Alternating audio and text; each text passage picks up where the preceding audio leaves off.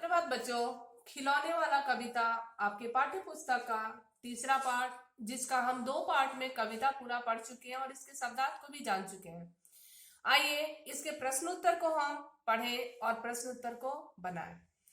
बच्चों, इस प्रश्नोत्तर को बताने के पहले मैं कविता का सार एक बार फिर से बताना चाहूंगी। खिलौने वाले के बारे में बताया गया है। खिलौने वाले का नाम सुनते ही आपके मन में तरह तरह के रंग बिरंगे खिलौनों का चित्र उभरता है। खिलौना जो बचपन का एक अहम हिस्सा होता है।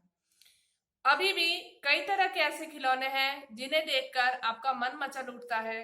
कभी कभी तो ऐसा होता है कि बाजार आप जब मम्मी पापा के साथ जाते हैं तो ऐसी अवस्था में अगर आपको कोई खिलौना पसंद आ जाए तो आप उस खिलौनों को लेने की जिद कर बैठते हैं। या फिर ऐसी बहुत से खिलौने होंगे जो आपकी बचपन की यादों से जुड़े होंगे, जिन्हें आपने अब तक संजो के रखा होगा या आपकी यादों में बसे होंगे।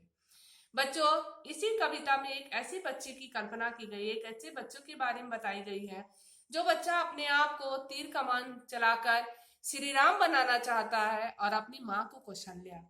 बच्चा तीर कमान चलाकर श्री राम की तरह असुरों को मारकर तपस्वियों को शांति देना चाहता है ताकि उनकी तपस्या को कोई भंग ना करे।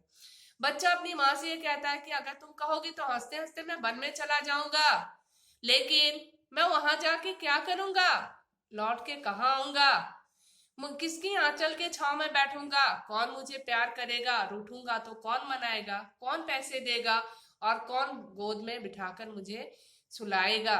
बच्चों, ये थी कविता खिलौने वाले का सार। आप इस कविता को याद कर लेंगे, इसके शब्दार्थ को अपनी कॉपी में लिख लेंगे।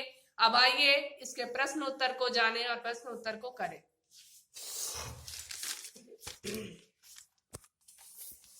किसी न किसी बात पर तुम्हें किसी न किसी बात पर रूठने का मौका तो मिलता ही होगा। ये एक वाक्य है जिससे संबंधित प्रश्न नीचे दिया गया है, जिसे आप बनाएंगे। अक्सर तुम किस तरह की बातों पर रूठते हो? जब हमारे मन की बात पूरी नहीं होती तो हम रूठ जाते हैं। दूसरा प्रश्न, माँ के अलावा घर में और कौन कौन है जो तुम्हें मनाते हैं? तो माँ के अलावा घर में दादा दादी, चाचा चाची, बड़े भैया भाभी, दीदी इत्यादि जो बड़े बुजुर्ग आपसे हैं, वो सब लोग आपको मनाते हैं। कब? जब आप रूठ जाते हैं।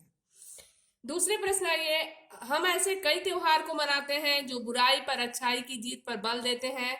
ऐसे त्योहारों के बारे में और उनसे जुड़ी कहानियों के बारे में पता करके कक्षा में सुनाओ। तो बच्चों, होली और दशहरा दो ऐसा त्योहार है जो बुराई पर अच्छाई का विजय का प्रतीक है।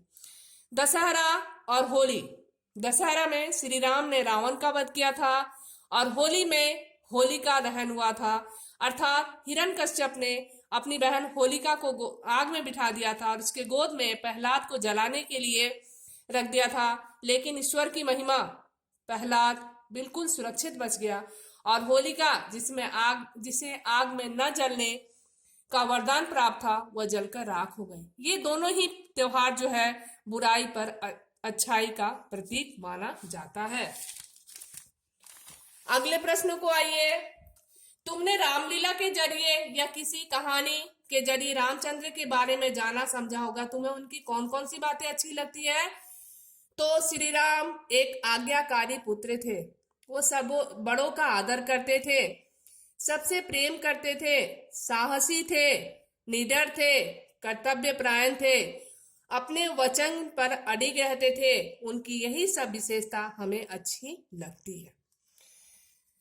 प्रश्न संख्या 4, नीचे दिए गए कविता की जिन पंक्तियों में आए हैं उन्हें छांटो। ये कविता का अर्थ जिन कविता की पंक्तियों में आ गया, आपको कविता की उन पंक्तियों को लिखना है।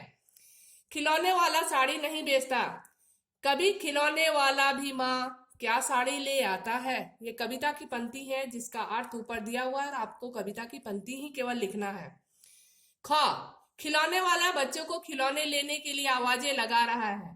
नए खिलौने ले लो भैया, जोर जोर वह रहा पुकार। खिलौने वाला बार बार जोर जोर से पुकार रहा है कि भैया नए खिलौने ले लो। मुझे कौन सा खिलौना लेना चाहिए, उनमें माँ की सलाह चाहिए। कौन खिलौना लेता हूं मैं, तुम भी मन में करो विचार। अगला प्रश्न, माँ के बिना कौन मनाएगा और कौन गोद में बिठाएगा। तो कौन मना लेगा, कौन प्यार से गोद में बिठा देगा। ये कविता की कुछ पंक्तियां हैं। जो कविता का अर्थ आपको दिया, कविता की पंक्ति को लिखना है। ये था आपका इस पाठ का प्रश्न और उत्तर। बच्चों इस प्रश्न उत्तर को लिखकर याद करेंगे और साथ में आप कविता को भी याद करेंगे। बस बच्चों आज के लिए इतना ही।